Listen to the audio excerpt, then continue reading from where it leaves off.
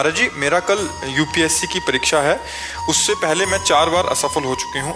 इससे मेरा मनोबल बहुत टूट चुका है और प्रभु के नाम से भी शांति अभी मन को नहीं मिल रही वैसी।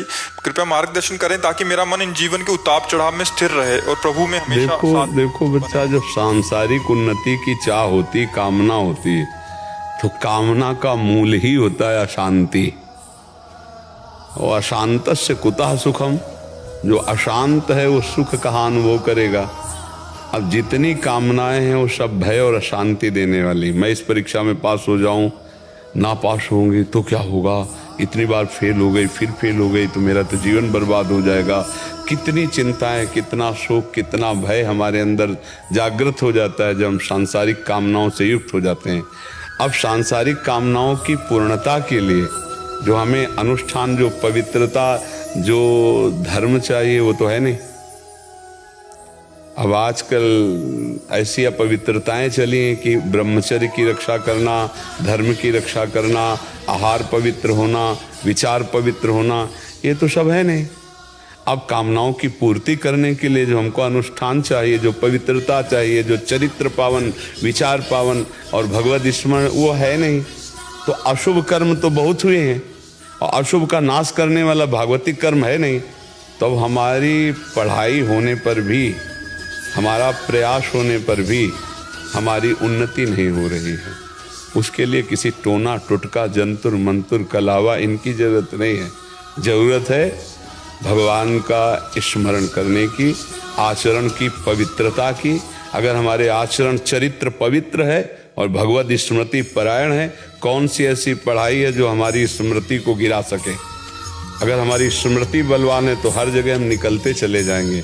आज हमारा जो नया समुदाय बच्चों का है, स्मृति विहीन हो रहा है। बहुत बुद्धि है, स्मृति नहीं है, विवेक नहीं है, क्योंकि चरित्रहीन हो रहे हैं। चरित्रहीनता की होड़ लगी हुई है, चरित्रहीनता की। एक बच्चा 4-4, 5-5 गर्लफ्रेंड, एक बच्ची 4-4 बच्चों से ब्रेकअप करके नया गर्लफ्रेंड, बॉयफ्रेंड, ये सब क्या है?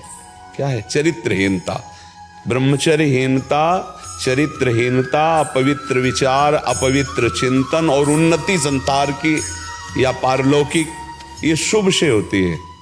जो यहाँ संसार की उन्नति शुभ से होती है। आचरण अपवित्र, विचार अपवित्र, तो अशुभ आचरण हो रहे हैं, पापाचरण हो रहे हैं। उन्नति हम संसार की चाहे तो अगर पूर्व पुण्य वश किसी पद पे भी पहुंच जाए तो भी वो शांति को प्राप्त नहीं हो सकता, वो सुख को प्राप्त नहीं हो सकता। उसके अंदर विविध प्रकार की कामनाएं, चिंता, शोक, भय बनी ही रहेंगी। पास होना या न पास होना कोई खास बात नहीं। खास बात है हमारा हृदय शांत हो, धर्म से युक्त हो और कर्तव्य परायणता हमारी पूरी हो। आपका प्रयास पूरा है। जब हमारी बुद्धि भक्ति में लगती है तो हमें फल में समान भाव प्रदान करती है। कर्तव्य में पूर्ण निष्ठा पूर्वक करना और फल में समान भाव आना। हार जीत में, लाभान में, सुख दुख में। सुख दुखे समय कृत्वा लाभा लाभो जया जयो। फल में समान भाव है तो आप महान हो जाएंगे। कर्तव्य निष्ठा है, फल में समान भाव, तो आप कर्म योगी हैं और कर्म योगी भगवान को प्राप्त होता है, तत्व ज्ञान को प्राप्त होता है।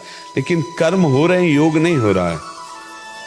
चरित्रहीनता, विचारों में अपवित्रता, भगवान नाम जप ना होना, मंत्रानुष्ठान बल ना होना, तो उन्नति किसके बल से चाहा जाता है? जैसे देखा जाता है कोई पापी आदमी बहुत लौकिक उन्नति को प्राप्त हो रहा है, ये उसकी सफलता नहीं, ये उसके विनाश का एक लक्षण है। जैसे किसी मरने वाले आदमी को, फांसी देने वाले आदमी को अंतिम इच्छा पूछी जाए ना, ऐसे उसकी अंतिम इच्छा चल रही है, क्योंकि पुण्य नष्ट होने दो, फिर इसके बाद देख लेना उसकी हालत क्या होती।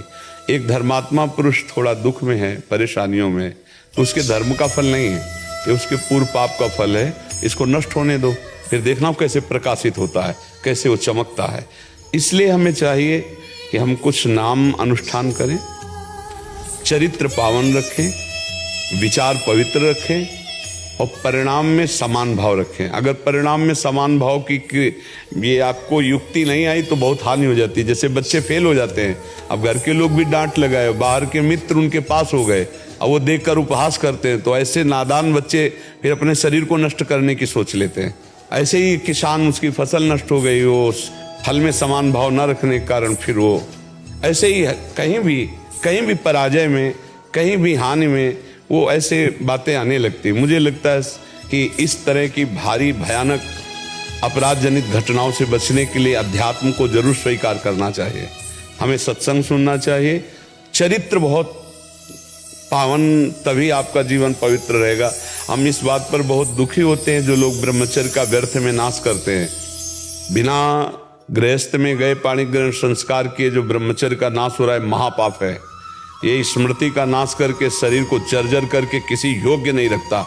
और आज के नए बच्चे इसी को सुख समझ रहे हैं, इसी को मनोरंजन समझ रहे हैं, इसी को अपनी उपलब्धि समझ रहे हैं। तो हमारी प्रार्थना, जिन बच्चों को लौकिक और पारलौकिक उन्नति प्राप्त करनी हो, जब तक पाणी ग्रहण न हो ब्रह्मचर्य का पालन करें। पाणी ग्रहण हो जाने पर भी अपने चरित्र को पावन रखें और भगवत अनुष्ठान करें।